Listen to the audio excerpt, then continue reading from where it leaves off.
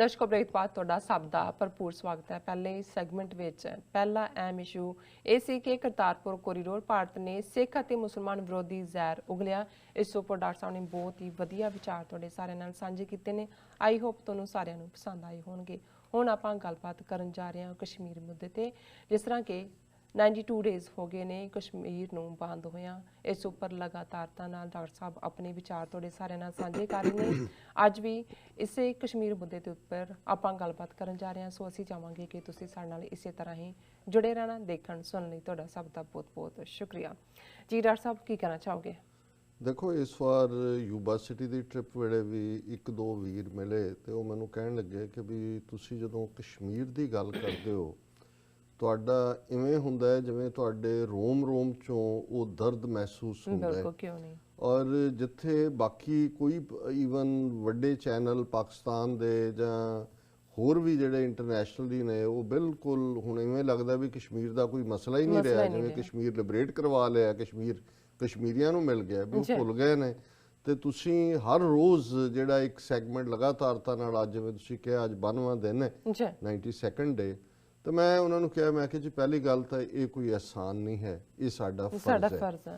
दूसरा क्योंकि जदों तुसी देखिया हुंदा है किसी हालात नूं अपनी अखां दे नाल, जिवें मैं सर छोटू राम की गल कीती सी जिहड़ा हरियाणे दा जाट सी, यूनियनिस्ट गवर्नमेंट सिकंदर हयात खान टिवाणा दी उहदे च मिनिस्टर सी, जदों कि उन्हें पंजाब दे विच 1930 च एक कानून पास करवाया सी कि जिहड़ा जमीन वाहण वाला है उही जमीन खरीद सकता है, गैर काश्तकार जमीन नहीं लै सकता। और इस तरीके नाल जिहड़े बाणीए जिहड़े शाहूकार सूद कई उन्होंने चक्रविधि ब्याज कहते हैं, कई गुणा सूद जिहड़ा कई जनरेशनां च कई गुणा बना दिंदे सी ते अल्टीमेटली जिहड़े गरीब किसान ने जिमीदार ने उन्हां दीयां ज़मीनां खोह लैंदे सी।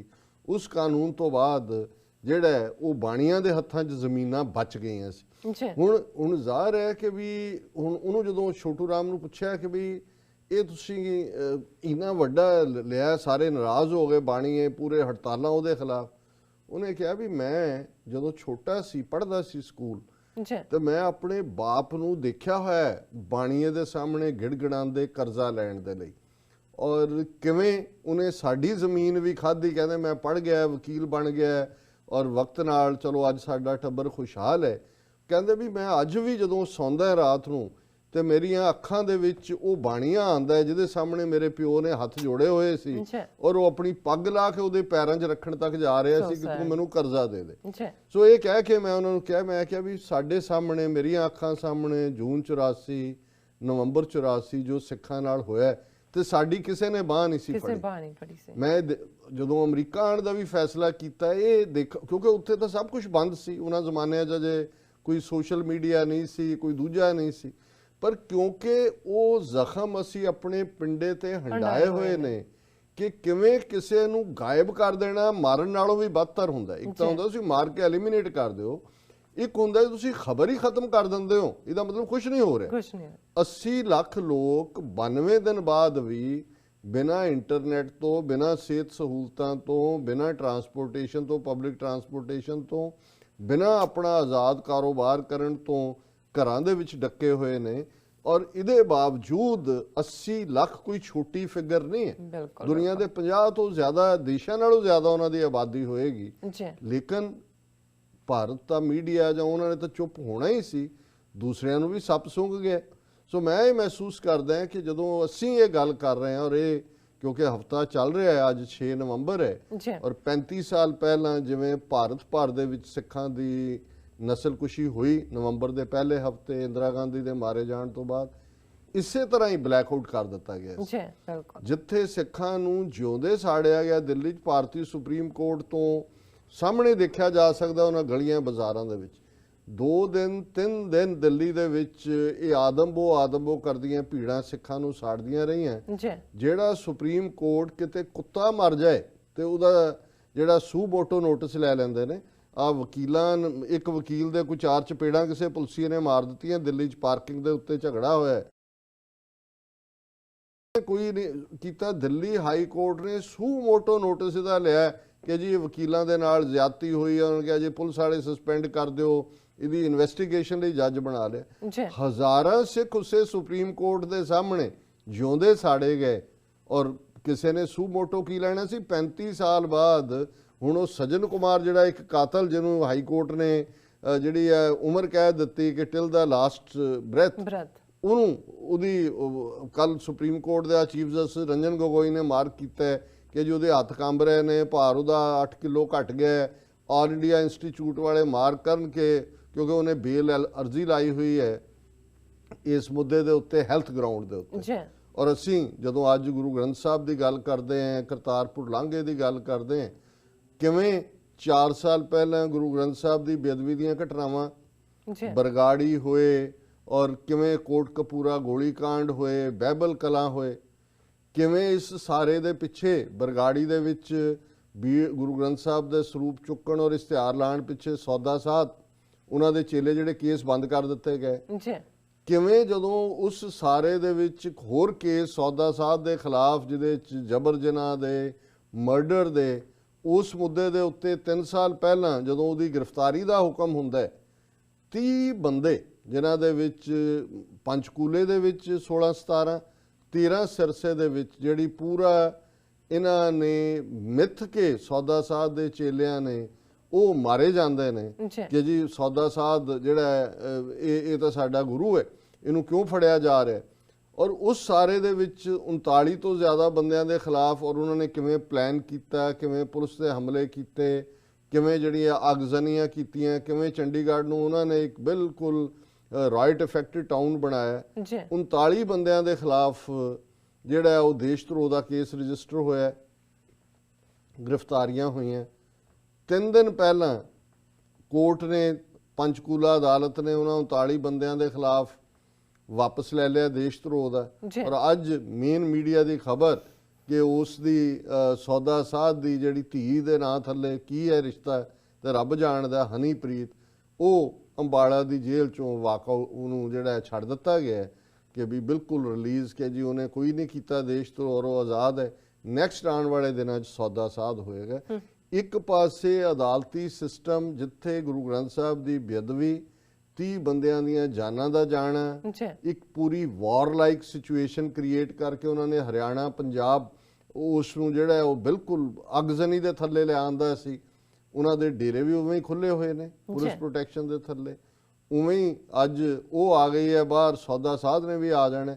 ਦੂਸਰੇ ਪਾਸੇ ਕਿਵੇਂ ਇਹਨਾਂ 35 ਸਾਲਾਂ ਦੇ ਵਿੱਚ ਅੱਜ ਵੀ ਜੇ ਕੋਈ ਜਿਨ੍ਹਾਂ ਨੇ ਆਪਣੀਆਂ ਸਜ਼ਾਵਾਂ ਪੂਰੀਆਂ ਕੀਤੀਆਂ ਹੋਈਆਂ ਨੇ, ਕਿਵੇਂ ਇੰਗਲੈਂਡ ਦਾ ਸਿਟੀਜ਼ਨ ਜੱਗੀ ਜੌਲ ਜਿਹਦੀ ਗੱਲ ਹੁਣ ਸਿੱਖ ਵੀ ਬਾਹਰ ਨਹੀਂ ਕਰਦੇ, ਉਹ ਉੱਥੇ ਅੱਜ ਸਫ਼ਰ ਕਰ ਰਿਹਾ। ਕਿਹਨਾਂ ਹਾਲਾਤਾਂ 'ਚ ਤਿਹਾੜ ਜੇਲ੍ਹ 'ਚ ਜਥੇਦਾਰ ਜਗਤਾਰ ਸਿੰਘ ਹਵਾਰਾ ਜਿਹੜੇ ਆਲਰੇਡੀ 20-22 ਸਾਲ ਜੇਲ੍ਹ ਕੱਟ ਚੁੱਕੇ ਨੇ, ਉਹਨਾਂ ਦੇ ਲਈ ਕੋਈ ਬੇਲ ਨਹੀਂ ਹੈ, ਉਹਨਾਂ ਦੀ ਕੋਈ ਹੈਲਥ ਗਰਾਊਂਡ ਨਹੀਂ ਹੈ। ਹੁਣ ਇਹੀ ਹਾਲਾਤ ਕਿਉਂਕਿ ਅਸੀਂ ਉਹ ਸਾਰਾ ਹੰਡਾਇਆ ਹੋਇਆ ਆਪਣੇ ਪਿੰਡੇ ਤੇ, ਔਰ ਅਸੀਂ ਮਹਿਸੂਸ ਕਰ ਸਕਦੇ ਹਾਂ ਵੀ ਕਸ਼ਮੀਰ ਦੇ ਵਿੱਚ ਕੀ ਚੱਲ ਰਿਹਾ, ਜਿੱਥੇ ਉਹਨਾਂ ਨੇ ਉਹਨਾਂ ਦੇ ਨੌਜਵਾਨਾਂ ਨੂੰ ਚੁੱਕਿਆ ਹੋਇਆ, ਭਾਰਤ ਭਰ ਦੀਆਂ ਜੇਲ੍ਹਾਂ 'ਚ ਖਿਲਾਰਿਆ ਹੋਇਆ। ਈਵਨ ਜਿਹੜੇ ਪ੍ਰੋ ਇੰਡੀਆ ਲੋਕ, ਫਾਰੂਕ ਅਬਦੁੱਲਾ, ਮਹਿਬੂਬਾ ਮੁਫਤੀ, ਉਹ ਵੀ ਸਾਰੇ ਜਿਹੜੇ ਨੇ ਡੱਕੇ ਹੋਏ ਨੇ, ਔਰ ਕੋਈ ਆਵਾਜ਼ ਉੱਥੋਂ ਨਹੀਂ ਨਿਕਲ ਰਹੀ। ਠੀਕ ਹੈ, ਇੰਟਰਨੈਸ਼ਨਲੀ ਕਾਂਗਰੈਸ਼ਨਲ ਕਮੇਟੀ ਨੇ ਹੀਅਰਿੰਗ ਕੀਤੀ, ਕੋਈ ਬਿਆਨ ਆਏ, ਜਾਂ ਜਰਮਨ ਦੀ ਚਾਂਸਲਰ ਗਈ, ਉਹਨੇ ਕਿਹਾ ਕਿ ਜੀ ਇਹ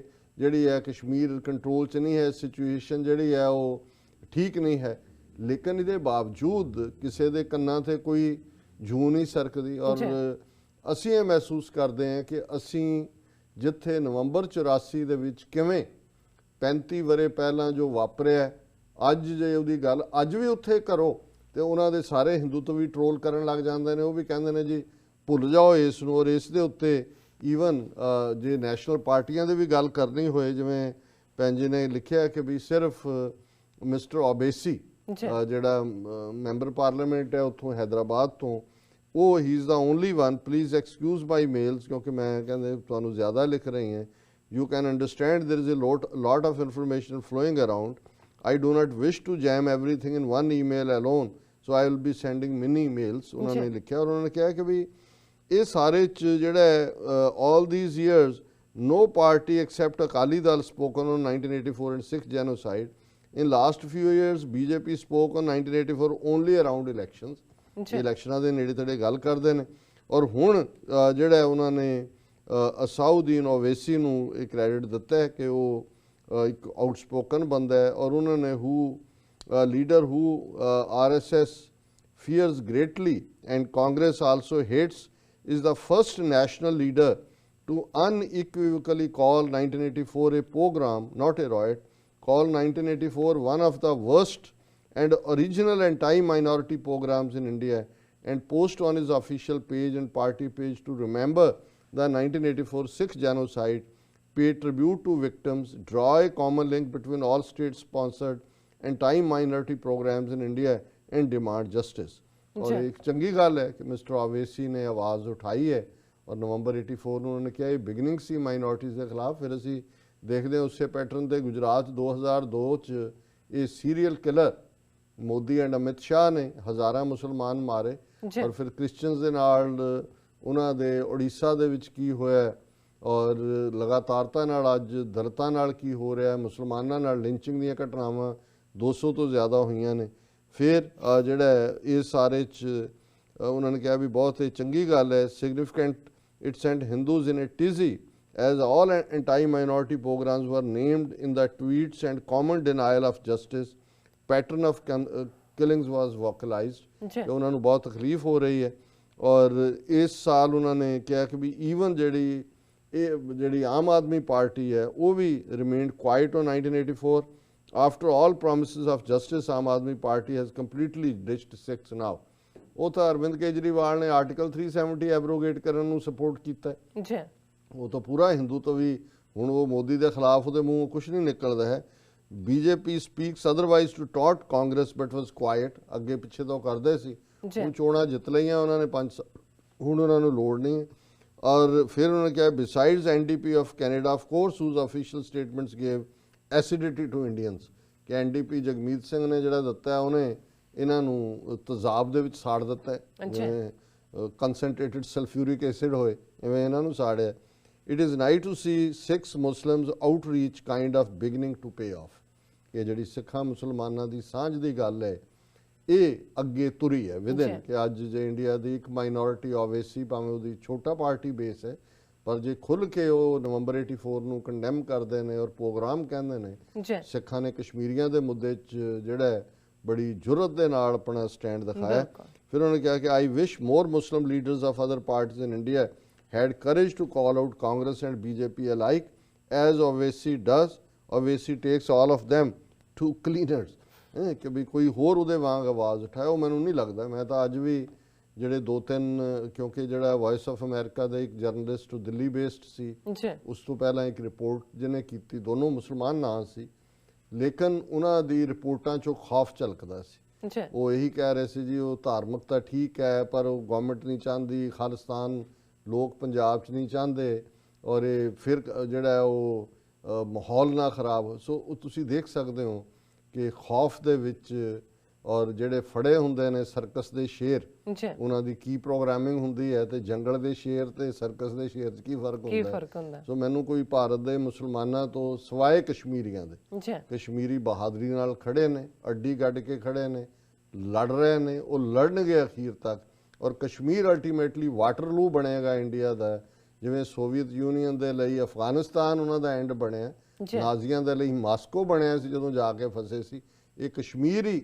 ਅਲਟੀਮੇਟਲੀ ਇਹ ਸਾਰੀ ਆਰਟੀਫੀਸ਼ੀਅਲ ਯੂਨੀਅਨ ਜਿਹਦਾ ਨਾਂ ਇਹਨਾਂ ਨੇ ਇੰਡੀਆ ਰੱਖਿਆ ਹੋਇਆ ਭਾਰਤ ਮਾਤਾ ਬਣਾਈ ਹੋਈ ਹੈ ਜਿਹੜੀ ਉਸ ਦੇ ਜਿਹੜੇ ਨੇ ਕਈ ਟੁਕੜੇ ਕੋਈ ਯਹਾਂ ਗਿਰਾ ਕੋਈ ਵਹਾਂ ਗਿਰਾ ਉਹ ਲੱਭਣੇ ਨਹੀਂ ਹੈ ਔਰ ਕਿੱਧਰ ਇਹ ਇੰਡੀਆ ਨਾਂ ਦਾ ਮੁਲਕ ਗਿਆ ਜਿਵੇਂ ਸੋਵੀਅਤ ਯੂਨੀਅਨ ਜਾਂ Yugoslavia गायब हुए ने फिर उन्होंने कहा I hope Sikhs also reciprocate Owaisi's gesture or at least give mass retweets and shares to statement of AIMMM, his party. I've heard his party also works with Sikhs of Hyderabad and Telangana and is attempting some outreach to Sikhs in areas where his party is better established. Hyderabad ਦੇ ਵਿੱਚ ਵੀ ਕਿਉਂਕਿ ਸਿੱਖ ਦੱਖਣੀ ਸਿੱਖ ਨੇ ਮਹਾਰਾਜਾ ਰਣਜੀਤ ਸਿੰਘ ਦੇ ਵੇਲੇ ਦੇ ਗਏ ਹੋਏ ਵੈਲ ਐਸਟੈਬਲਿਸ਼ਡ ਵੀ ਨੇ ਔਰ ਓਵੈਸੀ हैदराबाद ਤੋਂ ਹੀ ਜਿੱਤ ਕੇ ਆਇਆ ਸੋ ਜ਼ਾਹਰ ਹੈ ਵੀ ਉੱਥੇ ਸਿੱਖਾਂ ਦੇ ਨਾਲ ਉਹ ਕੰਮ ਕਰਨ ਦੀ ਕੋਸ਼ਿਸ਼ ਕਰ ਰਹੇ The minority unity plank must be grabbed with both hands ਕਿ ਜਿਹੜਾ ਮਾਈਨੋਰਟੀਜ਼ ਦੀ ਯੂਨਿਟੀ ਹੈ ਇਹ ਦੋਨੋਂ ਹੱਥਾਂ ਨਾਲ ਇਸ ਨੂੰ ਫੜਨਾ ਚਾਹੀਦਾ ਹੈ।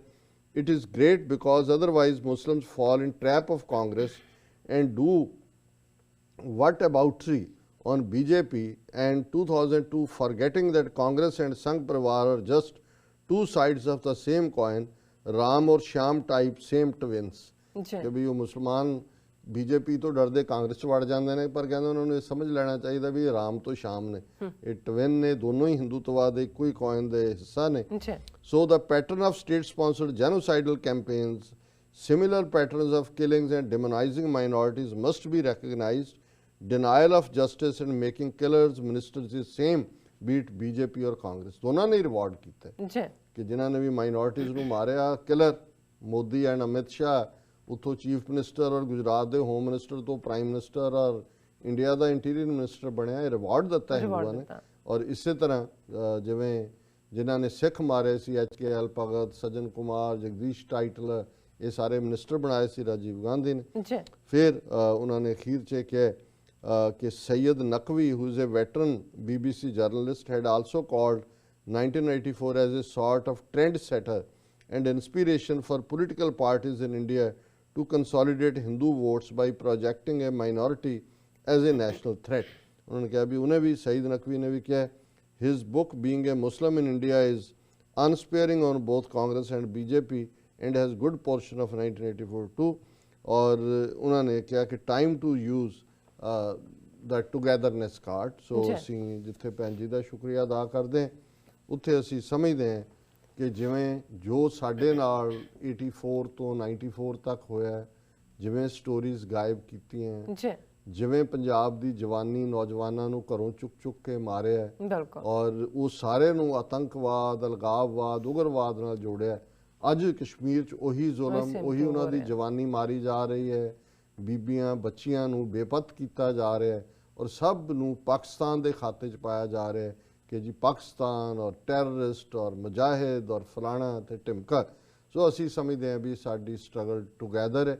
ਔਰ ਜਿਵੇਂ ਇਹ ਸਲੋਗਨ ਮੈਂ ਅਕਸਰ ਕਹਿੰਦਾ ਕਿ ਸਾਡੀ ਮੰਜ਼ਿਲ ਵੀ ਇੱਕ ਹੈ ਆਜ਼ਾਦੀ, ਔਰ ਸਾਡਾ ਦੁਸ਼ਮਣ ਵੀ ਇੱਕ ਹੈ ਦਿੱਲੀ ਸਟੇਟ। ਸੋ ਸਾਡੀ ਪੀੜ, ਸਾਡਾ ਦਰਦ ਵੀ ਇੱਕ ਹੈ, ਸਾਡਾ ਨਿਸ਼ਾਨਾ ਵੀ ਇੱਕ ਹੈ, ਖਾਲਿਸਤਾਨ ਜ਼ਿੰਦਾਬਾਦ, ਆਜ਼ਾਦ ਕਸ਼ਮੀਰ ਜ਼ਿੰਦਾਬਾਦ। ਜੀ ਡਾਕਟਰ ਸਾਹਿਬ, ਇੱਥੇ ਲੈਣੇ ਆਪਣੇ ਬ੍ਰੇਕ ਤੋਂ ਪਹਿਲਾਂ ਅਸੀਂ ਆਪਣੇ ਦਰਸ਼ਕਾਂ ਤੇ ਸਰੋਤਿਆਂ ਨੂੰ ਅਪੀਲ ਤੇ ਬੇਨਤੀ ਕਰਦੀ ਹੈ, ਵਿਊਅਰਸ, ਜਿਸ ਤਰ੍ਹਾਂ ਕਿ ਤੁਸੀਂ ਜਾਣਦੇ ਹੋ ਕਿ TV84 ਮਨੁੱਖੀ ਹੱਕਾਂ ਦਾ ਪਹਿਰੇਦਾਰ ਹੈ। TV84 ਸਿੱਖਾਂ, ਕਸ਼ਮੀਰੀਆਂ ਤੇ ਭਾਰਤੀਆਂ ਨੌਰਥ ਈਸਟ ਸਟੇਟਾਂ ਦੇ ਲੋਕਾਂ ਦੇ ਸਵੈ ਨਿਰਣੇ ਦੇ ਹੱਕਾਂ ਦਾ ਹਾਮੀ ਹੈ। ਅਸੀਂ ਚਾਹਾਂਗੇ ਕਿ ਤੁਸੀਂ TV84 ਦੀ ਵੱਧ ਤੋਂ ਵੱਧ ਮਾਈਕ ਸਹਾਇਤਾ ਕਰੋ। ਤੁਸੀਂ ਆਪਣੀ ਮਾਈਕ ਸਹਾਇਤਾ ਸਾਡੀ ਵੈਬਸਾਈਟ tv84.tv ਤੇ ਜਾ ਕੇ ਪੇਪਲ ਦੀ ਵਰਤੋਂ ਕਰਕੇ ਵਨ ਟਾਈਮ ਡੋਨੇਟ ਕਰ ਸਕਦੇ ਹੋ, ਮੰਥਲੀ ਡੋਨੇਟ ਵੀ ਕਰ ਸਕਦੇ ਹੋ। ਤੁਸੀਂ TV84 ਦੇ ਨਾਮ ਤੇ ਚੈੱਕ ਬਣਾ ਕੇ ਸਾਨੂੰ ਮੇਲ ਵੀ ਕਰ ਸਕਦੇ ਹੋ ਸਾਡੇ ਇਸ ਪਤੇ ਤੇ 36-01 37th Avenue, Long Island City, New York 1101 USA, ਜਾਂ ਫਿਰ ਤੁਸੀਂ ਸਾਨੂੰ ਫੋਨ ਰਾਹੀਂ ਵੀ ਸੰਪਰਕ ਕਰ ਸਕਦੇ ਹੋ ਸਾਡੇ ਫੋਨ ਨੰਬਰ ਤੇ 5164060694। Thank you so much viewers, ਤੁਸੀਂ ਨਾਲ ਇਸੇ ਤਰ੍ਹਾਂ ਹੀ ਬਨੇ ਰਹਿਣਾ। ਮਿਲਦੇ ਹਾਂ ਆਫਟਰ ਦਿਸ ਸ਼ਾਰਟ ਬ੍ਰੇਕ।